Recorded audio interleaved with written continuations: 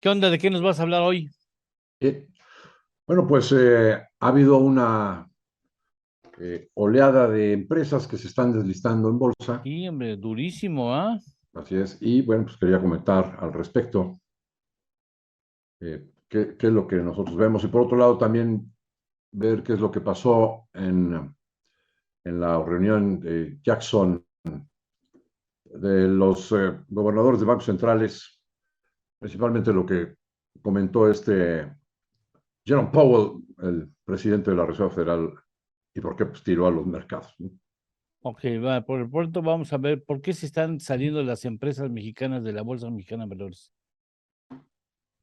Yo quiero contarles que cuando yo empecé a trabajar en el mercado bursátil, que apenas tendría 16, 17 años, Ajá. no, 19 años, este, fue en el año 1979.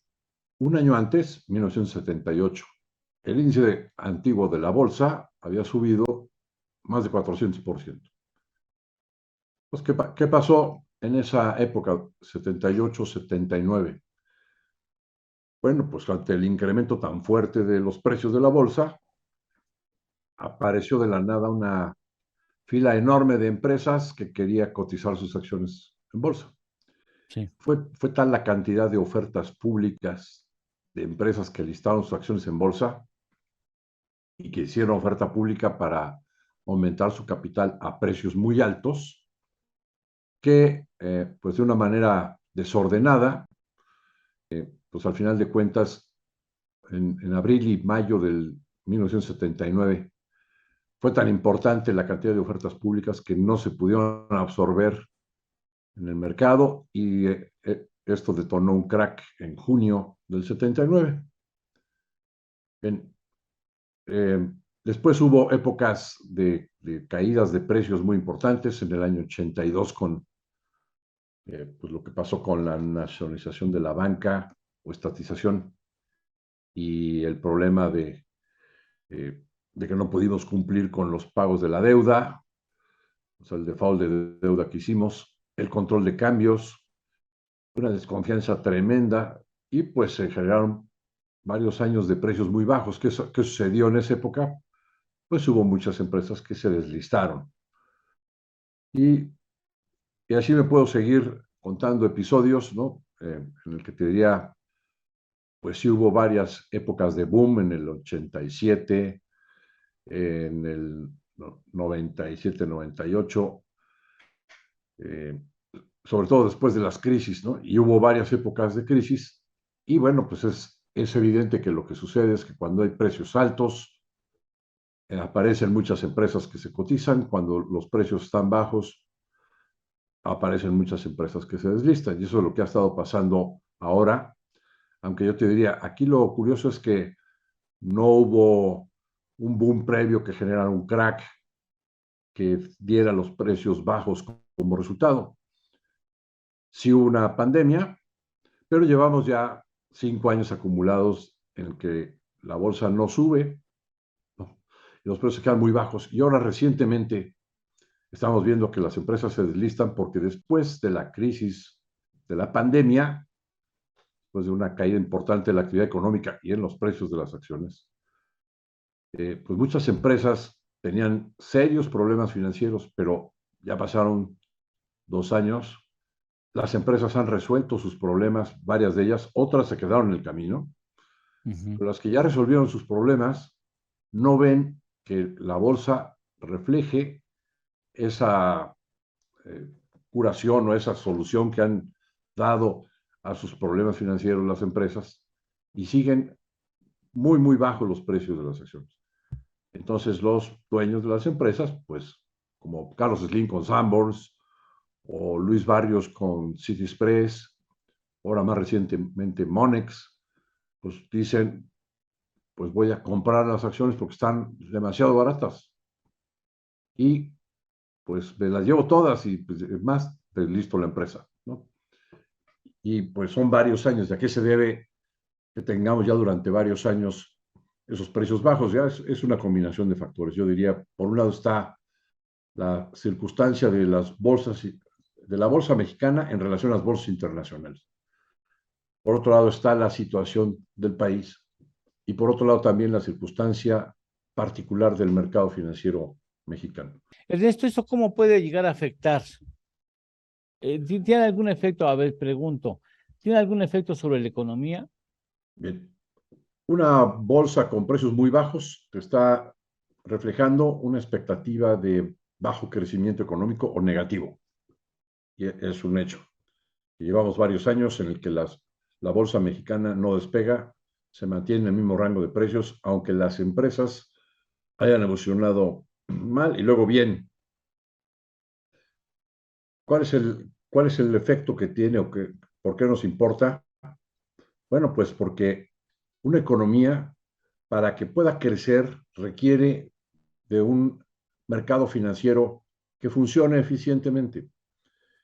Y lo que ha estado pasando en México los mercados financieros en particular, con el sistema financiero, es que está muy, muy subdesarrollado. Aunque se puede presumir de que los bancos están bien capitalizados, sí, pero el nivel de crédito que tenemos en la economía en relación al tamaño de nuestra economía es bajísimo. El mercado de valores que tenemos en México en relación al tamaño de nuestra economía es también muy, muy bajo. Es un mercado totalmente subdesarrollado en relación al tamaño de nuestra economía. Por ejemplo, antes de esta debacle de empresas que se han estado saliendo, que yo ahorita cuento 16 empresas, teníamos 146 empresas cotizadas en bolsa.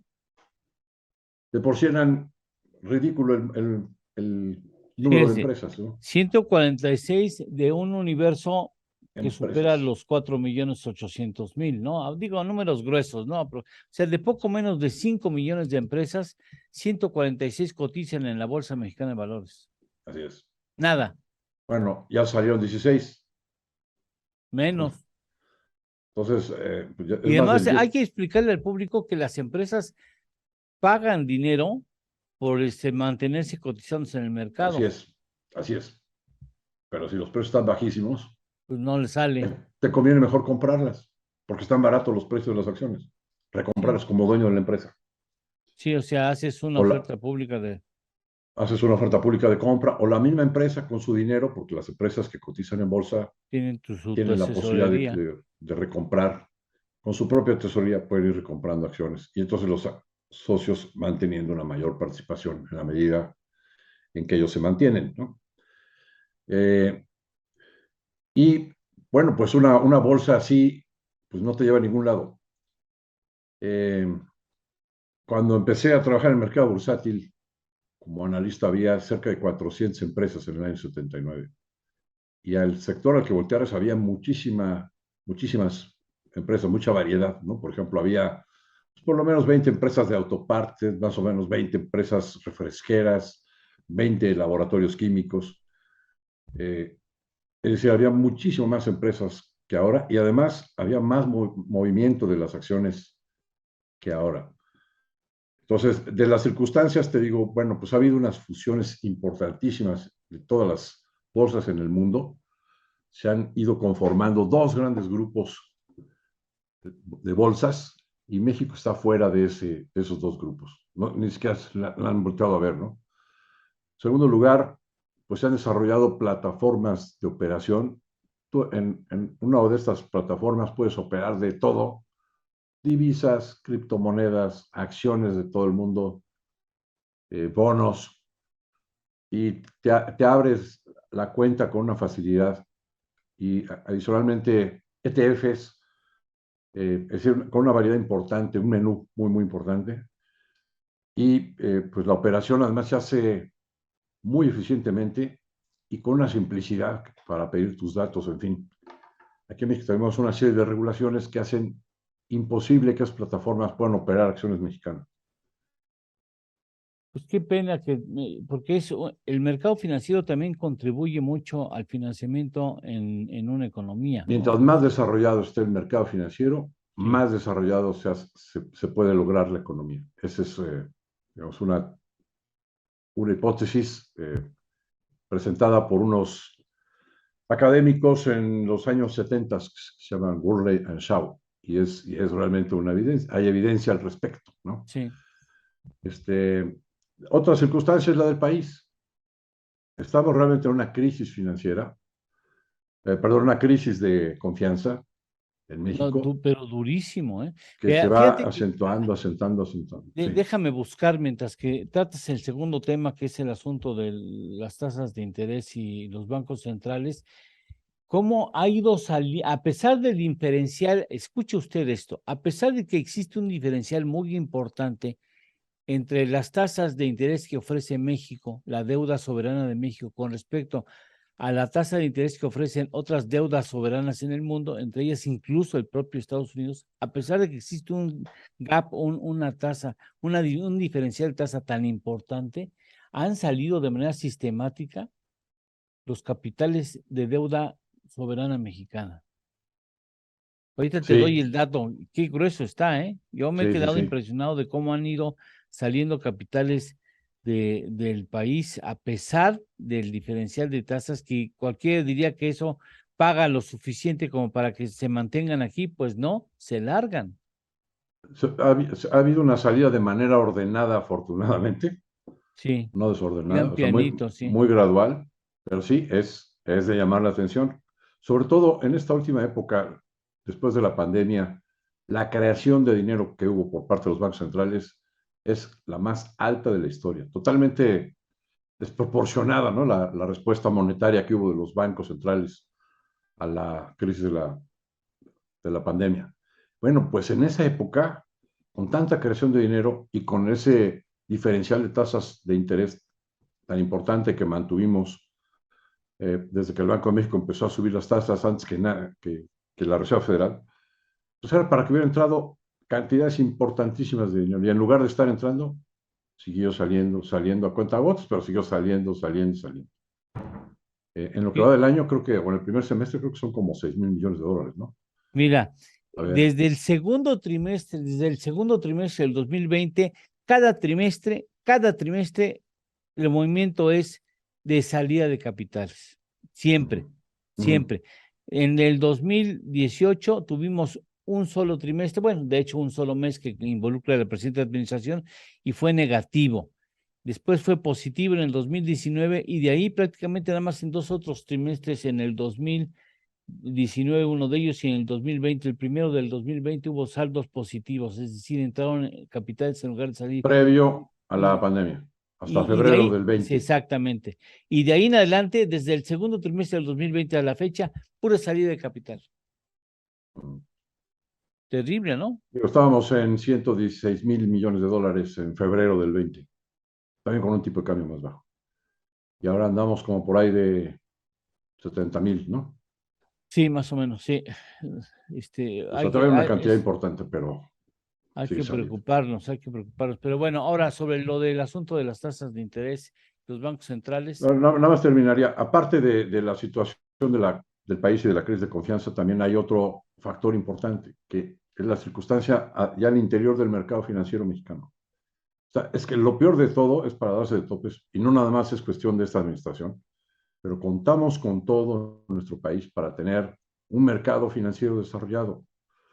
O sea, empresas grandes, tenemos muchas empresas importantes que están en los mercados globales, pero no sabemos atraerlas al mercado bursátil.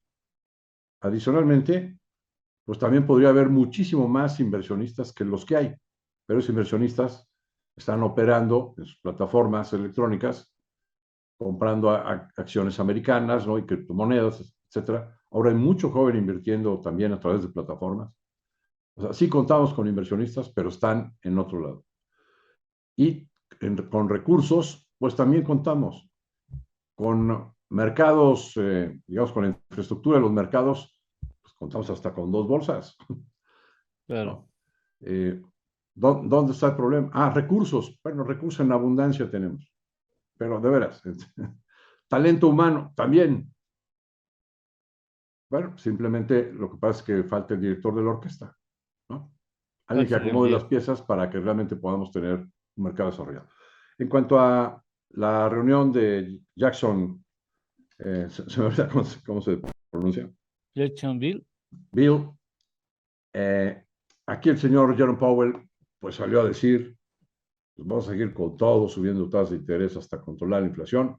No se ve fácil que se pueda controlar la misma. Y eso de inmediato generó un cambio en la tendencia de los mercados el propio viernes y se fueron para abajo. De nueva cuenta volvió a aparecer el fantasma de si se puede tener que incrementar la tasa otra vez en 75 puntos base o por lo menos en 50 puntos base en las próximas reuniones calendarizadas. Y eso hizo que los precios de las acciones bajaran.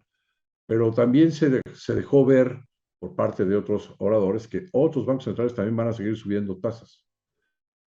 Y pues digamos, todo este panorama hace que la expectativa sea de un endurecimiento de las condiciones financieras a nivel global.